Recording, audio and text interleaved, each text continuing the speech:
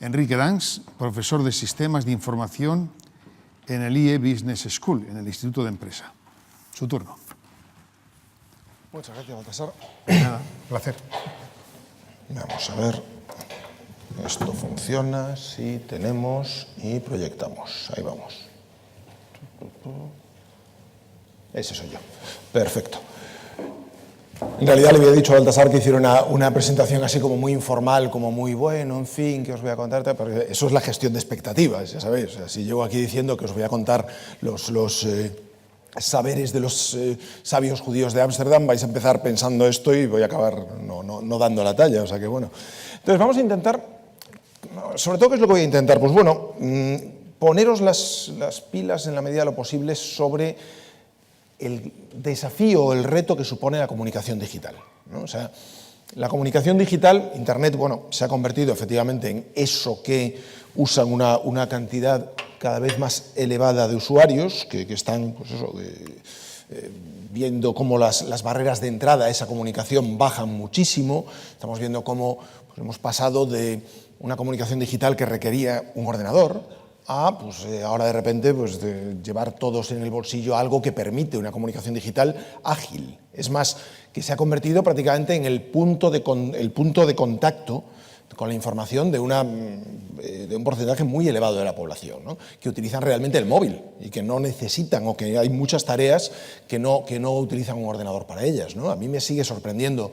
Yo, sí, pues, en función de mi educación, pues sigo utilizando el ordenador para muchas cosas y algunas las empiezo a hacer en el móvil, pero ver cómo mi hija de repente contesta con toda tranquilidad correos electrónicos en el móvil, que a mí me da muchísima pereza ponerme a teclear ahí, pues me sigue sorprendiendo. Y sin embargo para ellos es lo normal. O sea, esto no es algo que utilizo cuando no tengo un ordenador cerca, sino que es directamente el punto central, ¿no?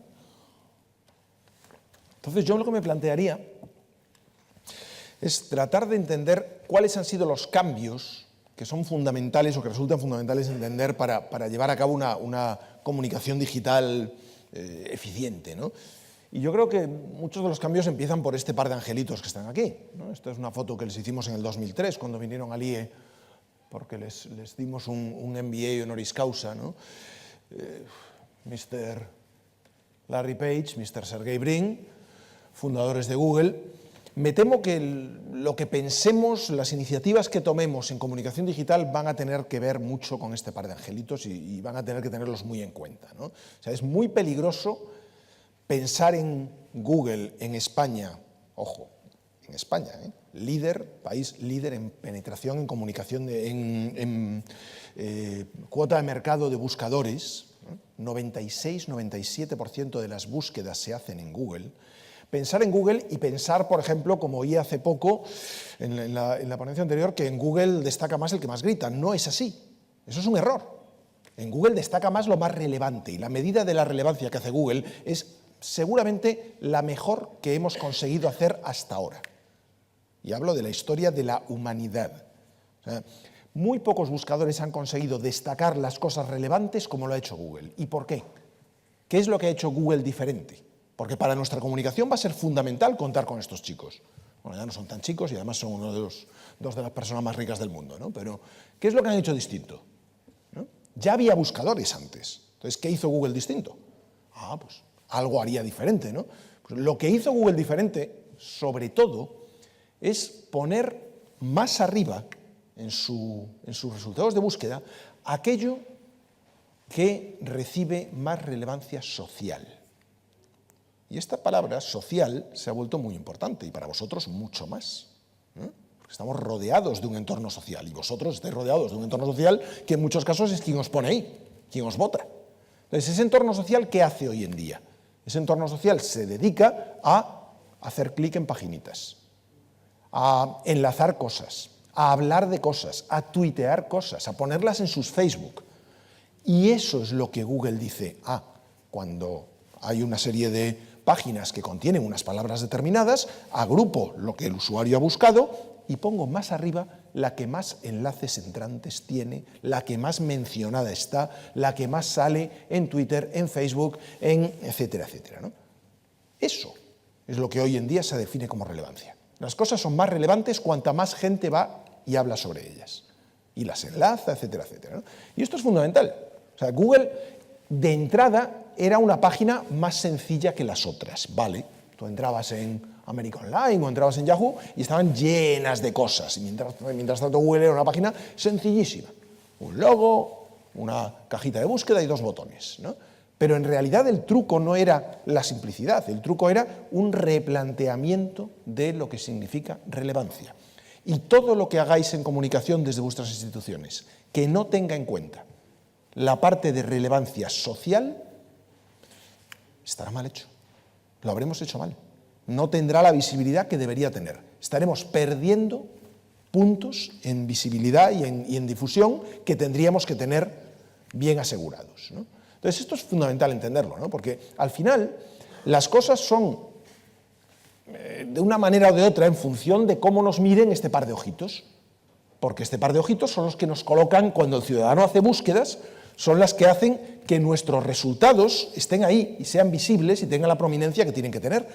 Y no que estemos gastando cartuchos en comunicar malamente, en crear recursos que luego no se encuentran, ¿no? Entonces, la primera cuestión es, a ver, cuestiones como esta, como el SEO, el llamado Search Engine Optimization, o la optimización de nuestras páginas de recursos para los motores de búsqueda, son importantes. O al menos es importante tener una cierta cultura general, o no considerarlo, no sé, ciencias ocultas, ¿no? No pensar que, oh, Dios mío, para mejorar mi visibilidad en Google tengo que invocar a los, ¿no?, hacer señales de humo, invocar a los dioses, etcétera, etcétera. No, lo que tienes es que seguir unas reglas muy simples y que además coinciden mucho con el sentido común.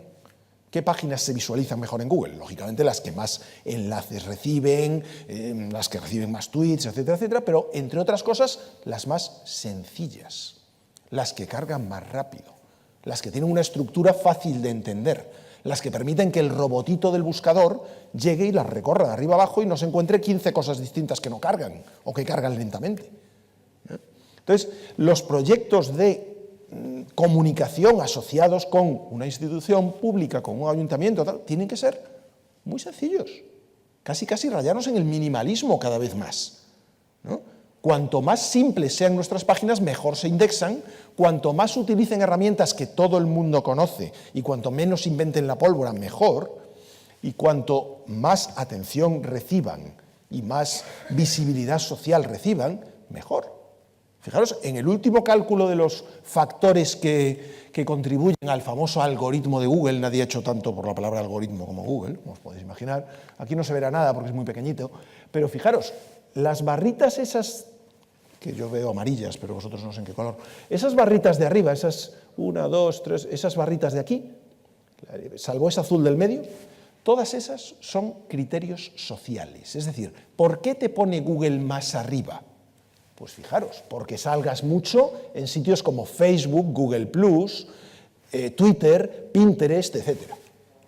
Esa azul de ahí es la original, la primera que pensaron estos dos chicos para hacer su buscador, que es el número de enlaces entrantes. Es decir, si tú creas una información en tu página y automáticamente viene mucha gente y la enlaza, periódicos, ciudadanos en sus páginas, en sus blogs, etcétera, ya tienes bastante visibilidad asegurada. Pero si además van, lo tuitean, lo ponen en Facebook, etcétera, etcétera, muchísimo más. Entonces, los recursos tienen más o menos visibilidad en función de este tipo de cosas. Por otro lado, la red ha cambiado mucho y es fundamental entender cuál ha sido ese cambio. O sea, es muy importante entender que la red, cuando empezó a ganar cierta popularidad, y seguro que todos tenéis cierta memoria del tema, ¿no? Cuando en el año 96 empezaron a aparecer bancos que ofrecían servicios en Internet y cositas, ¿no? y cosas que, bueno, que empezábamos a hablar de Internet, a verlo en las noticias o a utilizarlo cada vez más, ¿no? ¿Cómo era la red? Pues la red era un sitio donde había no muchas páginas web, 250.000 páginas web en todo el mundo, no son tantas, unos 40 y tantos millones de personas utilizándolo. ¿Qué hacíamos sobre todo delante de un ordenador? En aquella época móviles, olvídate, bueno, móviles había, pero no tenían datos, no tenían tarifa de datos. ¿Qué hacía una persona delante de una pantalla con Internet? Pues básicamente leer. Fijaros, bajarse cosas para leerlas, consumir información. ¿Por qué era esto? Pues porque heredaban la pauta de conducta ¿no? de la pantalla más conocida, que era la televisión. Entonces yo me ponía delante del ordenador y ¿qué hacía? Leía una información, año 96, olvidaros de vídeo, olvidaros de... ¿no? O sea, era una época en la cual la imagen gráfica estaba bastante restringida. Si querías internet para ver porno, te encontrabas que algunos decían que era incluso más excitante porque iba bajando lentamente, iba rayita a rayita. O sea, os hablo de aquello, ¿no? Entonces, fijaros, ¿qué hacía la gente? Pues básicamente entrar en un sitio, consumir la información, hacer clic, irse a otro sitio. Consumir la información, hacer clic, irse a otro sitio. Página, página, página, terminé. Muy poquita gente hacía esto. Lanzaba información hacia arriba, es decir, publicaba su propia información. Muy poca. Porque publicar tu propia información requería una serie de habilidades, pues que, oye, que no todo el mundo tiene, ¿no? Por ejemplo, pues, no sé, HTML, programación, gestión de un servidor, cosas que no son, digamos, el común de los mortales no sabe hacer, ¿no? Entonces, ¿qué hacían? Pues sencillamente consumir información y poco más, salvo algunas herramientas un poco específicas, GeoCities en su momento, pues tal, pero muy pocas. ¿Qué pasó en no muchos años, en alrededor de 10 años, en torno a una década? Fijaros lo que ocurrió. Empezaron a aparecer un montón de herramientas, y ahí están algunas de ellas, que ¿qué es lo que provocaron realmente? Una caída muy fuerte de las barreras de entrada. De repente, cualquier persona podía publicar un vídeo en Internet subiéndolo a YouTube. Antes de YouTube, ¿cómo se subía un vídeo a Internet? Vete tú a saber. No se sabía cómo hacerlo. Tenías que tener un servidor. Tenías que saber cuánto espacio y cuánto ancho de banda tenía ese servidor disponible. Después de YouTube, ¿cómo se sube un vídeo a Internet? Lo tienes en el disco duro, haces así, clic, lo arrastras y lo sueltas. Ya está. ¿Dónde está el vídeo? Y a mí qué me importa. ¿Cuánto consume en ancho de banda cuando la gente hace clic en él? Problema de YouTube, no mío. Entonces, de repente, he simplificado muchísimo las cosas, ¿no? ¿Qué ocurre? Pues que un montón de ciudadanos van y lo usan y suben vídeos a Internet con total facilidad y se convierten en auténticos canales, ¿no? En muchos sentidos, no, como un canal de televisión. De repente, pues eso, tú subes vídeos fácilmente y ahí está y la gente los ve sin que haya un consumo de ancho de banda que te repercuta ni nada por el estilo. Quien habla de vídeos habla de textos con Blogger o WordPress o de texto rápido como Twitter. ¿Cuánto pueden caer las barreras de entrada cuando cualquier ciudadano puede convertirse en directamente diseminador de una información, sacando el móvil del bolsillo, tecleando un máximo de 140 caracteres o acompañándolos de una foto, un vídeo, lo que sea, chas, para arriba y ya está? Entonces, esa caída de las barreras de entrada tan brutal, lo que genera es que hoy en día tengamos que pensarlo todo, la comunicación, etcétera, desde el año 2006, tiene que tener en cuenta a este porcentaje, que en el año 2006 era en torno a un tercio, ¿no?, de usuarios que se dedican a subir información para arriba, a enviar bits para arriba, a hablar, a tuitear, a poner cosas en Facebook, y que sin ellos ni tenemos relevancia ni tenemos, digamos, fuerza comunicativa. Entonces, esto es lo que hoy en día importa, porque esto que en el 2006 era en torno a un tercio, si tú preguntas ahora en determinadas franjas de edad, está en el 90 o en el 90 y tantos %. Pregunta al adolescente medio qué está haciendo en Internet. Está enviando bits para arriba, está escribiendo en el muro de un amigo, está tuiteando, está subiendo una foto o un vídeo o lo que sea. ¿No? Esa es la red en la que tenemos que pensar. Ya no tenemos que pensar en una red en la que ponemos información al alcance de los ciudadanos, no. Tenemos que pensar en una red en la que la información que ponemos, la ponemos para que los ciudadanos precisamente hagan cosas con ella, la destaquen, la comenten, la tuiteen, etc. Si no, no nos va a funcionar.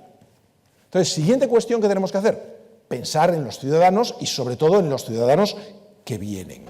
Es decir, ya no podemos diseñar nuestra comunicación para el abuelito y para el jubilado, aunque haya abuelitos y jubilados, por supuesto. Pero tenemos que empezar a diseñar nuestra comunicación más bien para este angelito de aquí, que lo veis, ¿no?, jugando con un iPad tan tranquila, ¿no?, una niña de 1 añito, ahí la tienes jugando con un iPad, más feliz que una perdiz. Pero ahora, ¿qué le ocurre cuando se pone a jugar con una revista o cuando intenta jugar con una revista, si es que se ve algo? ¿No? Fijaros lo que le ocurre. Está intentando ampliar y reducir la revista, ¿no? Está intentando que la revista se mueva cuando le hace así con el dedito, ¿no? Dice, oye, esto no funciona, fíjate, esto no va, está estropeado, ¿no? Tengo un problema aquí, oye, esto que no anda, ¿no? Se frustra toda después de un rato de intentar manipular la revista. Y fijaros cómo de científica puede ser una niña de 1 año que al cabo de un rato de frustrarse con eso, ¿qué es lo que intenta? Fijaros lo que hace ahora. Intenta comprobar si su dedo funciona. Y dice, pero si esto funciona. Entonces, si mi dedo sí que funciona, que lo veo, lo que está estropeado es la revista. Quítamela de aquí, no la quiero, ¿no? Dame el que funciona. Dame la que... Ah, esta sí funciona, fíjate, esta se mueve, ¿no? Entonces, empezad a pensar que para toda una generación de personas, y no solo niños de 1 año, sino bastante más creciditos, una revista es un iPad que no funciona. Una revista es una pantalla estropeada. Esos mismos niños que hoy en día entran en vuestro salón, se van a la tele y empiezan a hacerle así a la tele, y dicen, esto no anda, ¿no? Parece que quieren, ¿no?, ampliar o reducir. Esos, pensad vuestra comunicación para esa gente, porque os va a ser mucho más productivo, ¿no?, realmente. Entonces, ¿qué ocurre? Que hay toda una generación de gente que realmente ya tiene, ¿no?, comunicación inalámbrica y conexión desde la vida intrauterina, prácticamente, ¿no?, que cuando los mandas al jardín de infancia vuelven cabreados porque no había wifi, ¿no? Para ellos la wifi es, no sé, algo... Fijaros que han redefinido aquella famosa llamada, la llamada pirámide de Maslow, la pirámide de las jerarquías, de las necesidades, ¿no?, que dice, aquí abajo de todo están las necesidades fisiológicas, ¿no? No sé, pues la comida, pues el poder calentarse, etcétera, etcétera, ¿no? Después la seguridad, después tal. Pues no, ahora en la base de la pirámide lo que hay es directamente la wifi. Y más aún por debajo de la wifi está, ¿qué cosa? La batería, que no falte, ¿no? Entonces, para ellos su jerarquía de necesidades es primero tengo que tener batería, después wifi y además todo lo demás, ¿no? Entonces, esa es la generación en la que tenemos que pensar. Esa generación que cuando los vemos decimos, uy, qué gente más rara, porque fíjate, están todos juntos en un bar, pero cada uno está con su teléfono. Y decimos, uy, fíjate, qué gente más rara, tienen un problema, ¿no? Están, no sé, algo hemos hecho mal con esta generación, porque fíjate, ¿no?, ahí cada uno con su... están aislados, ¿no? Y además en cualquier momento van a tener un accidente, claro. Porque van por la calle mirando la pantallita y vete tú a saber, ¿no? Esa misma generación que de repente cuando piden una pizza, ¿no?, momento de pedir una pizza, casi no se ve, ¿no?, momento de pedir una pizza, ¿qué ocurre? Que si alguien va y agarra un pedacito de la pizza, directamente lo que le hacen es quieto, que no le he sacado la foto. ¿Cómo se disfruta de una pizza? Sacándole la foto para subirla a Instagram o a donde sea, ¿no?, o a Twitter, ¿no? Tendemos a pensar que esta gente están todos locos. Están chalaos, porque fíjate, ¿no?, parece que comparten mucho antes que otras cosas, o que el compartir forma parte del disfrute de cualquier experiencia, de hacer algo, ¿no? Tendemos a pensar que se aíslan, ¿no? En el fondo, ¿qué ocurre? Oye, pues es lo normal que sucede cuando tú crías a una generación en presencia de una conexión permanente. Reaccionan así, queriendo compartir todo en esa conexión. Si les quitas la conexión, les falta algo, se ponen de colores. Si tú te llevas a tus hijos de viaje y no les pones si no les dejas hacer roaming porque te puede salir carísimo, y no les pones una tarjeta de operador local y los llevas a un hotel sin wifi, te mirarán con una cara de odio que ¿para qué? No tengo conexión, ¿no? Entonces, pues, esa generación, no podemos pensar en ellos como, uy, es que se aíslan, no. Es tan ridículo como cuando salieron los periódicos y la gente decía, hoy fíjate, la gente antes iba hablando en el vagón y ahora va cada uno en su periódico todos aislados. Qué malos son los periódicos. No, es normal. Es más, esos chavales que están en el bar con sus teléfonos, muchos de ellos están cruzándose mensajes entre ellos. Es otra forma de comunicación que a nosotros nos parecerá rara, pero para ellos es muy normal, ¿no? Entonces, ¿qué ocurre? Que tenemos que pensar en cómo funciona la comunicación para esa generación que directamente, cada vez que hace algo, que disfruta de algo, que tiene una experiencia, que tal, lo primero que hace es compartirlo, enviarlo para arriba. Y nuestra comunicación tiene que tener en cuenta esos usos y costumbres, porque ya son parte de la sociedad y bastante representativa. Es más, ese me gusta o ese compartir que hacen ya es una parte fundamental del marketing de muchas empresas. Las empresas ya empiezan a comunicar mucho mejor mediante los usuarios que tienen, que dicen me ha gustado este producto, y voy y lo comparto y subo una foto y lo comento, etcétera, etcétera, que poniendo un anuncio en televisión, que la mayor parte de los que están delante de la tele, lo que hacemos es cambiar de canal o irnos al baño. Hay toda una generación que para ellos es una comunicación mucho más eficiente lo que les cuenta un amigo, en el Twitter, en el Facebook, etcétera, etcétera, que lo que les cuenta un anuncio de televisión. Entonces, tenemos que pensar, plantearnos que nuestra comunicación tiene que tener en cuenta eso, que un minuto en Internet hoy en día es una locura en la que se produce de todo, no sé cuántos mensajes de email, no sé cuántas búsquedas, no sé cuántas cosas escritas en blogs, entradas escritas en blogs, preguntas hechas en distintos sitios. Esa locura, esa conversación constante es lo que caracteriza la comunicación en Internet hoy en día. O sea, todos aquellos que estáis en comunicación política ya veis que hoy en día lo importante no es la nota de prensa, son los primeros tweets que aparecen después de la nota de prensa. ¿Y qué pasa con esos tweets? ¿Y cómo evolucionan? ¿Y quién entra en esa conversación? ¿Y si hay alguien ahí para corregir lo que no se comunicó bien? Es fundamental. La mejor comunicación hoy en día se hace en tiempo real, teniendo en cuenta esas herramientas. Ocurre en tiempo real. Y lo súper importante cada día más, esto es un artículo que escribí para Forbes en su momento, hace poquito, es cómo gestionar esa comunidad. ¿Quién gestiona esas opiniones? ¿Quién corrige al que está difundiendo una información errónea?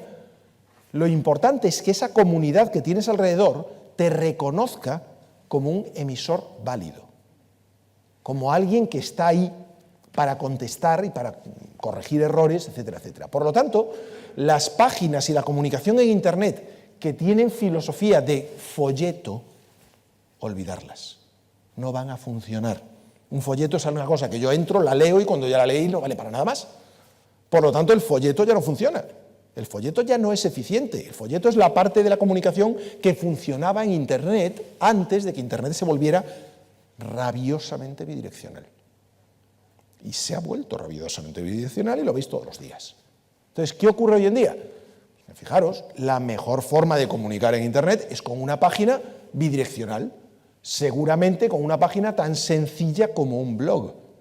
La página de un ayuntamiento tendría que ser una página súper sencilla, hecha con un software para blogs, por ejemplo, WordPress, que es, todas estas páginas están hechas con WordPress, que es lo mismo que uso yo para hacer mi blog personal.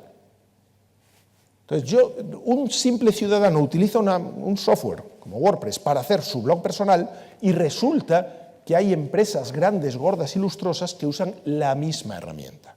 De código abierto, por cierto, que se instala en tu servidor si quieres, ¿no? Muy sencillita. ¿Y qué ocurre? Es que cada día más estamos dedicándonos a hacer proyectos faraónicos de página web, cuando una página web bien hecha hoy en día es un blog. Con alguna página más de recursos, pero poco más. Y cada vez más las páginas, fijaros, las pioneras fueron páginas de tecnología, esto es Cisco, ¿no? Fijaros, la página web de Cisco, ¿qué es?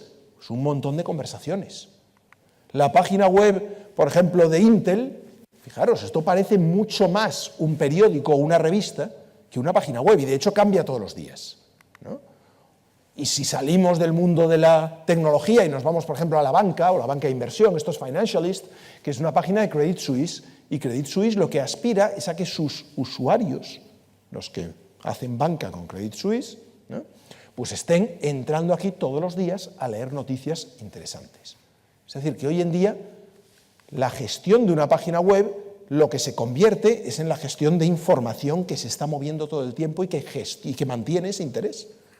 Si no somos capaces de mantener ese interés, contando nuestro día a día, lo que pasa en nuestro ayuntamiento, las cosas que tenemos, ¿no?, comunicando de manera directa e instantánea. Si no, no funciona. Los recursos fijos no funcionan. Entonces, ¿qué tenemos que pensar? Fijaros, la página American Express hoy en día pues parece mucho más, pues no sé, tiene entrevistas, tiene eso, un diario o la de Coca-Cola.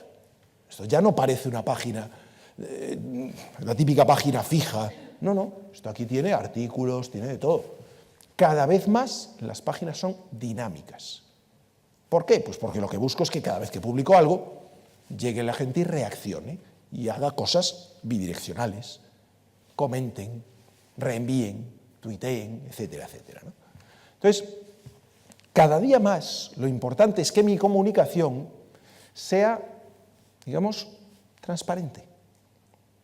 Que yo haga así con mi comunicación para desnudarme ante el mundo y que el mundo vea todo lo que tengo que contar. Transparencia radical. Lo que inspira confianza hoy en día es esa transparencia, ¿no? ¿Reflejada en dónde? En una página dinámica en la que cualquiera puede entrar para ver lo que está pasando ahí.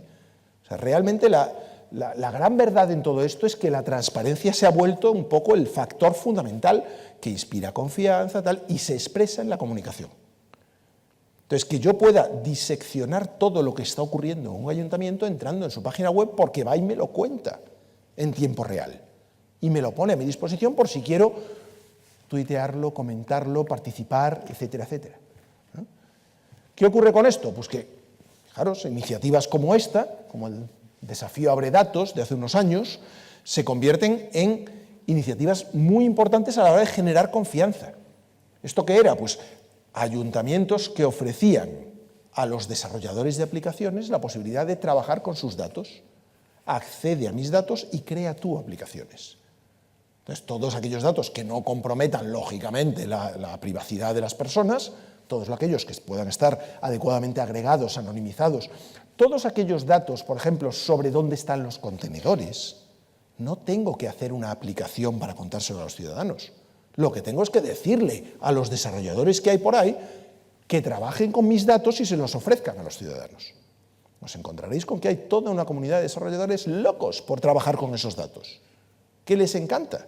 Es más, si se lo proponéis en forma de concurso y os incentiváis un poquito, os encontraréis con que están encantados de trabajar con esos datos, porque precisamente lo que falta son datos con los que trabajar. Y los datos que genera un ayuntamiento, por definición, son públicos y deben estar abiertos. Su estado natural es la apertura, la transparencia. Entonces, ¿qué ocurre con esto? ¿Qué quiere el ciudadano hoy en día? ¿Qué busca ese ciudadano hoy en día? Pues fijaros, ese ciudadano hoy en día busca que a efectos de comunicación, por ejemplo, no le llamemos por teléfono jamás. Si le llamamos por teléfono nos odia. Se ha acostumbrado a que lo que suena por teléfono cuando no es un amigo o una cosa de trabajo es un pesado que le quiere meter algo. No podemos dedicarnos a llamar al ciudadano por teléfono. Le molesta. Ya ni te cuento cómo te dediques a ir de puerta a puerta. Como vayas de puerta a puerta tocando, van a pensar que eres un psicópata directamente. Mi hija, por supuesto, no va a abrir la puerta a nadie que aparezca tocando por ahí. Mire que soy de la empresa. Vamos, es que lo siguiente que hace es llamar a la policía. Entonces, hay toda una generación de gente para la cual el canal telefónico ha muerto y el canal puerta a puerta ni te cuento dónde está. Olvídalo, ¿no? ¿Qué buscan entonces? Lo que buscan es que en comunicación vayamos un paso más allá, ¿no? Y vayamos un paso más allá, ¿qué quiere decir? Que yo como ciudadano lo que espero es esto, es alfombra roja. ¿Qué espero de una institución? ¿Qué espero de un ayuntamiento? Que me lo ponga muy fácil. Después ya me pedirá lo que me tenga que pedir. O sea, yo soy muy línea dura, yo sigo pensando, después de darle muchas vueltas al tema, que después de haber hecho suficiente comunicación sobre la separación de las basuras, lo siguiente que hay que hacer es multar. Es decirle al ciudadano, mire, yo ya le he explicado de todas las maneras posibles lo que tiene que hacer, si usted no lo hace, yo le persigo y le multo. La vida es dura, yo ya se lo expliqué y le he dicho por qué. Pero una vez que le explico las cosas, lo siguiente que busco, ¿qué es? Una comunicación muy fluida, una comunicación muy fácil, muy directa. De alguna manera tengo que conseguir que me evalúen así. ¿Y cómo consigo que me evalúen así? Estando muy disponible. ¿Qué están haciendo las empresas y, por lo tanto, a qué están acostumbrando a los usuarios? Cada vez más os encontraréis que las empresas están en sitios como este, ¿no? Y cuando tú tienes un problema con una empresa, con un producto, con cualquier cosa, en tu relación con esa compañía, ¿qué haces? Vas y lo cascas. Y cuando vas y lo cascas, ¿qué tiene que ocurrir? Que haya algo al otro lado. Entonces, ¿qué nos empezamos a encontrar? Fijaros, el pionero fue este señor de aquí, Frank Eliasson. Este fue Este era en concreto el responsable de servicio al cliente en Estados Unidos de Comcast. Y Comcast es una empresa de televisión por cable, tiene una reputación espantosa. Primero porque el cliente no las elige, ¿no? Te toca la que te toca. Segundo porque suelen ser percibidas como caras. Y además se suele estropear el día que más te interesa. El día que tienes el super partido y gente en casa para ver el partido con unas cervezas, ¡pum!, se te rompe la televisión por cable, el descodificador. Y además pues no solían tener, precisamente por eso de que eran, digamos, el suministrador que hay, no había competencia, pues tampoco tenían un gran servicio al cliente. Entonces Comcast era una empresa que mucha gente mencionaba para mal. ¿Y este señor qué hizo? Pues le dio por abrir una cuenta de Twitter llamada Comcast Cares, en la cual se dedicaba a hacer búsquedas de las menciones de Comcast. Y cada vez que veía a alguien quejándose de Comcast, ¿qué hacía? Muy sencillo. Su teoría era muy fácil. Si un tío está cabreado con mi compañía, en la primera fase de su cabreo se lo come él. Y dice, cago en 10, esta compañía, joder, esto no funciona y les he llamado y no vienen, me lo como, ¿no? Segunda fase, ¿cuál es? Cada amigo que me encuentro, le digo, oye, Comcast, ni se te ocurra, vaya basura, mira, fíjate lo que me ha pasado, tal, y se lo cuento a él, y se lo cuento a ella, y se lo cuento a ella. Y en la tercera fase, ¿qué haces? Ya cuando estás muy cabreado, te vas a la ventana y dices, me cago en Comcast y en todos sus familiares. Eso es Twitter. Entonces, la teoría de este hombre es, cuando alguien está muy cabreado con mi compañía, el va y lo tuitea. ¿Qué tengo que hacer? Coño, decirle algo. Entonces, este hombre aparecía y contestaba ese tuit. Imaginaros, claro, que tú estás cabreado con la compañía, has puesto una queja en Twitter para que la vean todos tus seguidores, y el que aparece y te contesta, ¿quién es? Responsable nacional de servicio al cliente de Comcast. ¿Cómo te quedas? Oye, esto ya es otra cosa, ¿no? No aparece el representante de Elvis, ni el cuñado de Elvis, no, aparece Elvis, directamente Elvis. Y dice, a ver qué pasa, a ver si te puedo ayudar, ¿no? Después este hombre, ¿qué se le ocurrió? Hacer trampas. Es decir, a los que tuiteaban les atendía antes. Curioso, ¿no? ¿Por qué? Pues porque, claro, si yo me he quejado en Twitter y a la mañana siguiente aparece un tío de Comcast en mi puerta diciendo, he venido corriendo porque joder, Frank me ha dicho que estabas cabreadísimo, no te preocupes, ¿dónde está el desco que yo te lo arreglo y tal? ¿Qué pasa? Que en cuanto sales por la puerta, ¿qué es lo siguiente? En cuanto sale el técnico por la puerta, después de haberte solucionado el problema, ¿qué es lo primero que haces? Vas y lo cascas directamente. Entonces, ¿qué pasa? Pues que rápidamente la reputación de Comcast subió un montón, y estas cosas en Estados Unidos se miden en tiempo real. Está el famoso ACSI, el American Customer Satisfaction Index, que lo mide y lo evalúa en tiempo real. Entonces, claro, la gestión de este hombre funcionó, la compañía confió en él, le dieron cada vez más recursos, ¿no? ¿Qué ocurre con esto? Bueno, esto está escrito en un libro que se llama Twitterville, le dedico un capítulo a esto. Algunas empresas en España lo leyeron y se inspiraron en ello. Ya sabéis que hoy en día, por ejemplo, si tenéis cualquier problema, en realidad nunca nadie tiene un problema con Movistar, porque Movistar funciona tan perfecto que nunca jamás nadie tiene una reclamación. Pero si tuvierais una reclamación con Movistar, ni se os ocurra llamar al 609, ni se os ocurra llamar al 1004. Ponerlo en Twitter. Es que no sabéis cómo funcionan en Twitter. Es que la gente que os va a contestar en Twitter tiene mucha más formación, muchos más grados de libertad y muchas más posibilidades de saltarse los canales establecidos que el pobrecito operador del 1004 o del 609. Entonces, ¿qué pasa? Que funciona mucho mejor. La compañía lo está cuidando mucho más. ¿Por qué? Porque cuando yo te soluciono tu problema en el 1004 te enteras tú. Y se enterará a lo mejor alguno al que se lo comentes. Pero cuando te soluciono en Twitter, vas y lo cascas. Y es mucho más rentable, ¿no? Fijaros al punto que puede llegar una compañía, ¿no? O sea, ¿qué es lo que está ocurriendo aquí? Que llego yo, me quejo, por ejemplo, de Iberia. Ya sabéis que Iberia es otra de esas compañías que nunca jamás tienes una queja de ella, funciona todo perfecto, jamás te pierde una maleta y tal. Aquí tenéis, pues eso, una queja hablando de, pues qué cabreo tengo porque he querido utilizar la app de Iberia y me ha parecido fatal. ¿Qué ocurre? Que automáticamente, en cuestión de minutos, tengo ya tweets que se interesan por mi experiencia, qué es lo que ha fallado exactamente, has podido realizar tu gestión, te ayudamos, hay algo que no hayas podido hacer. Chas. ¿Qué ocurre? Fijaros otro día me quejé de la wifi del avión, he hecho un vuelo transoceánico, quería utilizar la wifi y me pareció una basura, llena de restricciones, de problemas. Pues esto, ¿qué pasó? Pues que yo llegué a Barajas un sábado por la mañana y el servicio de Twitter de Iberia, que es subcontratado con otra empresa, no funciona los fines de semana. Como no funciona los fines de semana, ¿qué ocurrió? Que el director de servicio al cliente de Iberia, de experiencia de cliente de Iberia, se buscó la vida para encontrar mi teléfono móvil y me mandó directamente un SMS. Oye, que yo no soy, no soy ningún tío famoso ni nada por el estilo. A ver, tengo un blog, vale. Y tengo muchos seguidores en Twitter, vale. ¿Qué ocurre? Que a Dimitris, al que yo no tenía el gusto de conocer, le interesa mucho la opinión de una persona que escribe sobre estas cosas.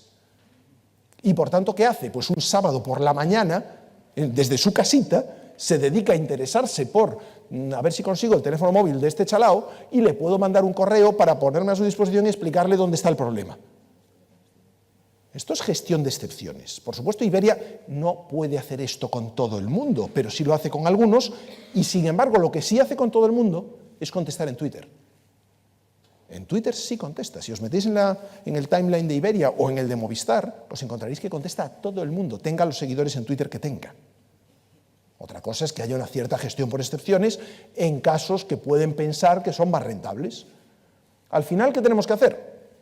Contestar al que nos pregunta, sea donde sea en WhatsApp o sea incluso en aplicaciones de nuevo cuño como Snapchat. Si no habéis visto Snapchat, preguntarle a vuestros sobrinos, hijos o hijos de amigos, etcétera, porque están todos como locos con Snapchat, que es una aplicación que te permite hacer una foto, escribir algo en la foto, enviarla a un amigo y entre 3 y 10 segundos puedes decidirlo, desaparece y ya no se puede ver más. La mala prensa en Estados Unidos decía que lo utilizaban para enviarse, ya os imagináis qué cosas, ¿no? Bueno, pues ahora está pegando fortísimo. Pues, ¿qué tiene que ocurrir con un ayuntamiento? Que tenga suficiente cintura como para ver que Snapchat está pegando muy fuerte y que lo mejor que le puede ocurrir es que los jóvenes de ese ayuntamiento entiendan que Snapchat es una buena manera de enviarle a un ayuntamiento una foto de un contenedor tumbado, o de un problema, o de cualquier cosa. Tenemos que estar ahí, pero tenemos que estar en las herramientas que usa el ciudadano. Y si pasado mañana Snapchat ya no funciona, pues lo abandonamos. ¿Qué hace falta para esto? Muy poco dinero. Hace falta sentido común. Al final, resulta que lo que se ha convertido el social media es en el nuevo número 900, 800 en Estados Unidos, ¿no? En el nuevo número a través del cual nos contactan, nos preguntan, se interesan por la gestión y esperan transparencia y reacción rápida. Reacción rápida, community management. Se ha vuelto importantísimo. Se ha vuelto la base de la comunicación, porque lo social es lo que genera esa visibilidad, ¿no? Fijaros, por ejemplo, el éxito de empresas como, pues esta de aquí, que seguro que os suena a todos, ¿no? Pepefon. ¿Qué vende Pepefon? Teléfono. ¿Vende telefonía? No.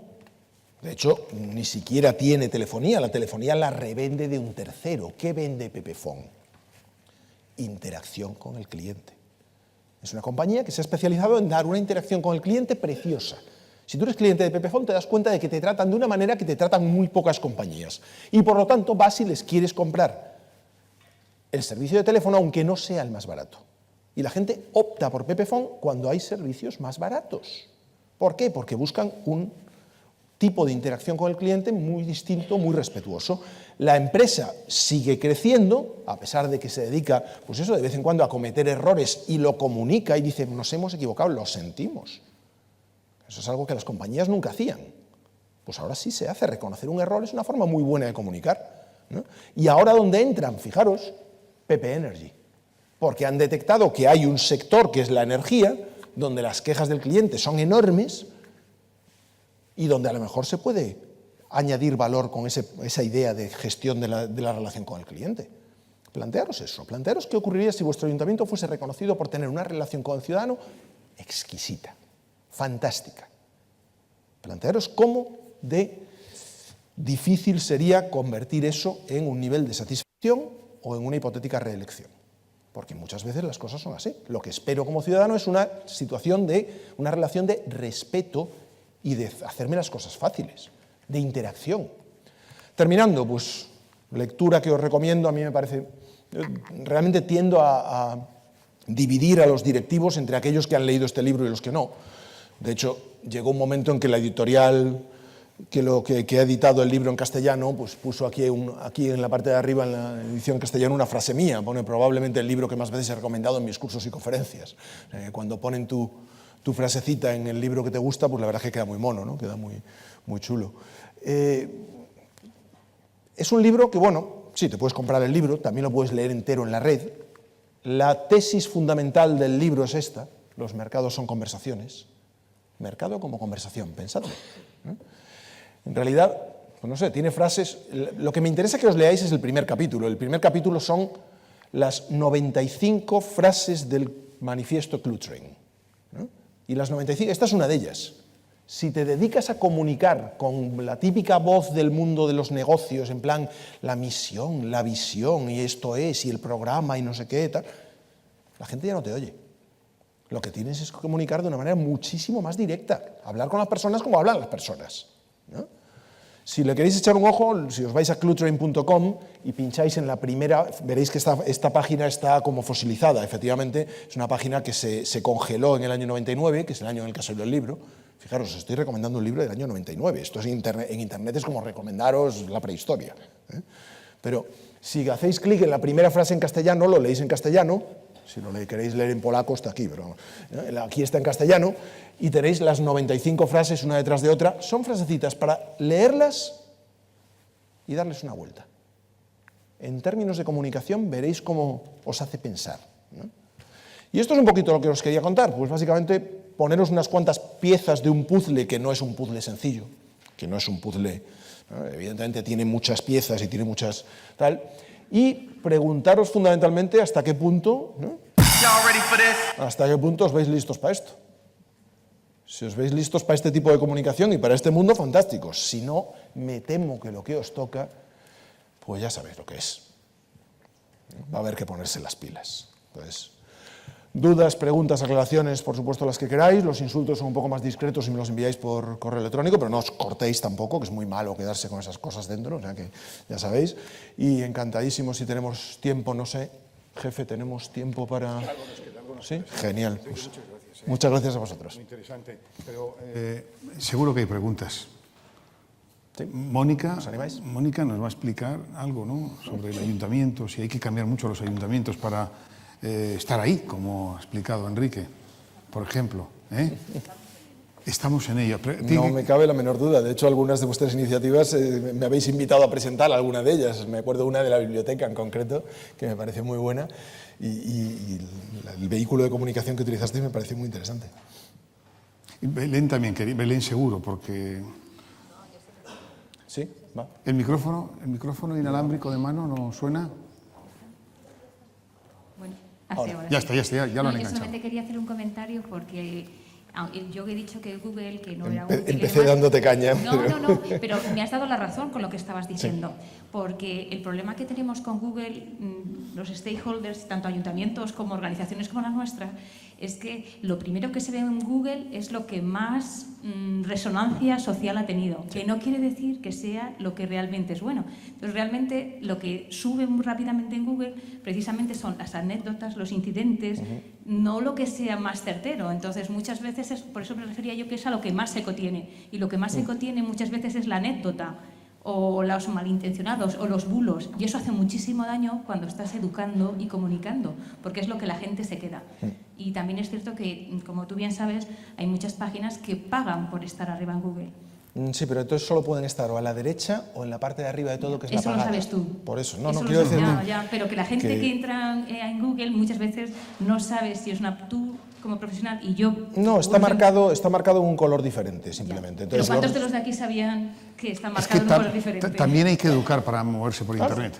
O sea, la cuestión es, si no conoces estas reglas, por supuesto, te va a ocurrir que hay muchas páginas que van a estar encima de ti. Por eso tienes que tener en cuenta que Google funciona con una serie de mecanismos. No, pero por eso te digo, lo importante es conocerlo desde el punto de vista de emisor de información, porque si no, vas a ser ineficiente. ¿Y Alejandro está por aquí? Porque como sacó la revista y hemos visto que la revista ya no... Por allí arriba, Alejandro, ¿estás te veo, por te allí? veo. Sí, ¿qué te ha parecido lo de la revista? Claro, porque con la niña y la revista, ¿ahora qué hacemos? Con el papel. Yo todavía miro la Larousse y Hola. tal, pero... Hola, Enrique. ¿Qué tal? Sí, no, ya había visto el vídeo del Relativamente- iPad. de la relativamente niña. Bueno, antiguo. los míos pequeños también hicieron lo mismo. O sea, que podíamos haber sacado ese vídeo. No, a ver, yo creo que es un poco... Eso es un poco un truco que ha utilizado Enrique, porque al final estamos hablando de que el papel sirve para algunas cosas y el iPad y las nuevas tecnologías para otras. O sea, cada tecnología, el papel también es una tecnología, ¿no? Puede servirnos para, no lo comentábamos antes, para sentarnos tranquilamente en el sofá de nuestra casa y pasarlo y leer unos contenidos un poco más elaborados, de más calidad, con más reposo, y el iPad pues, puede servir para otras cosas. Yo no creo que son incompatibles, son formatos diferentes que sirven para unas cosas, tienen unas posibilidades, unas ventajas y unos inconvenientes que se pueden aprovechar y no quita lo uno a lo otro, ¿no? No, yo creo que simplemente el papel fue el medio más eficiente para transmitir información hasta que llegó el final del siglo pasado. A partir de finales del siglo pasado el papel dejó de ser el medio más eficiente. ¿Se puede seguir utilizando? Sí, pero lo que tendríamos que hacer, lógicamente, es, dado que tenemos que maquetar electrónicamente para poner en papel, hacer una edición electrónica y dejar que el público vaya eligiendo, ¿no? Al final el papel hay que imprimirlo, distribuirlo, reciclarlo después, etcétera, con lo cual, pues hombre, los bits son bits, ¿no? Se mueven más rápido. No, pero curiosamente, utilizar el papel, la revista, fue precisamente porque nosotros somos tres periodistas y además somos muy interneteros, o sea, que creemos y nuestro objetivo sería estar en todas las plataformas, medios y sistemas posibles para llegar al mayor número de personas posibles, ¿no? Pero nos dimos cuenta de que, paradójicamente, el papel es un medio para empezar a conseguir dinero, financiación. Salimos en Internet y podemos tener millones de visitas, pero eso cómo conseguimos darle una base económica que nos permita seguir, o sea, crecer, ¿no? y tener un crecimiento sostenible, ¿no? Entonces son paradojas que se plantean, ¿no? Y elegimos el papel porque vimos que era una forma de eso, precisamente, ¿no? Pero nuestro objetivo, evidentemente, es ir a Internet y a todo lo que podamos. ¿Más cuestiones? Muy bien, pues terminamos aquí estas jornadas. Esperamos, y lo digo en nombre de los organizadores, que haya sido de vuestro interés, que las ponencias os hayan aportado muchísimo. Y nada, hasta la próxima. Muy buenas tardes. Gracias. Gracias.